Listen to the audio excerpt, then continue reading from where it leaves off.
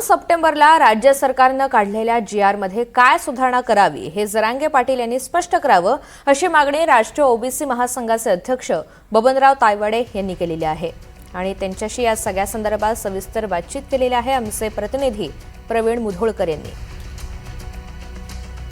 पाटील यांची मागणी अशी आहे की व्हॅलिडिटी जी सिस्टीम आहे ती सिस्टीम सुरळीत करण्यात यावी किंवा एक वेगळी यंत्रणा म्हणजे सरसकट जी त्यांची मागणी आहे की ओबीसी प्रमाणपत्र मिळावं त्याची व्हॅलिडिटी सुद्धा सरसकट व्हावी हे शक्य आहे। हे बघा, या देशामध्ये राज्यामध्ये नाही म्हणणार मी, देशामध्ये व्हॅलिडिटी ही SC ST आणि OBC सर्व आरक्षित प्रवर्गाकरता सर्वोच्च न्यायालयाच्या निर्णयानुसार लागलेली आहे आणि त्याचे नियम हे केंद्र सरकारने तयार केलेले आहेत।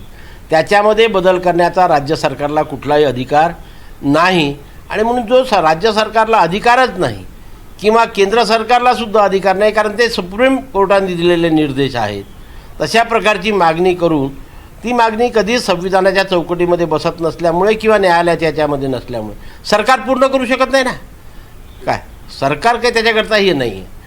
सर, या सरसकट जर देण्यात आलं म्हणजे ज्यांच्याकडे या नोंदी सापडल्या त्यांना तर मिळालं, तुमची हरकत नाही आहे, पण ज्यांना नोंदी मिळणार ज्यांच्याकडे नोंदी मिळणार नाही डॉक्युमेंट मिळणार नाही त्यांना सरसकट दिला तर तुम्ही काय आंदोलन करणार आहात? नाही, पहिल्या दिवशीपासून आम्ही त्या भूमिकेवर म्हणजे आम्ही 2023मध्ये सुद्धा जे आंदोलन केलं होतं काय त्याच्यात आमची जी मागणी होती सरकारने आम्हाला आश्वासित केलं, लेखी दिलेलं आहे, तोंडी नाही की कुठल्याही परिस्थितीत आम्ही सरसकट कुणब्यांची प्रमाणपत्र देणार नाही आणि ओबीसीच्या आरक्षणातून आरक्षण देणार नाही, ओबीसीच्या आरक्षणाला धक्कासुद्धा लावणार नाही आणि म्हणून आम्ही आंदोलनकर्ते काय मागणी करतात त्याच्याकडे लक्ष देणं बंद केलं। आता आम्ही फक्त सरकारच्या भूमिकेकडे लक्ष ठेवून असतो।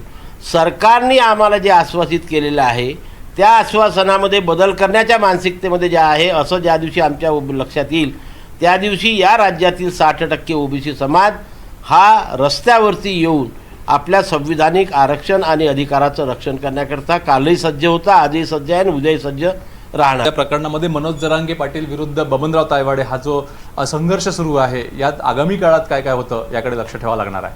व्हिडिओ जर्नलिस्ट विनय शुक्लासह प्रवीण मुधोळकर, NDTV मराठी, नागपूर।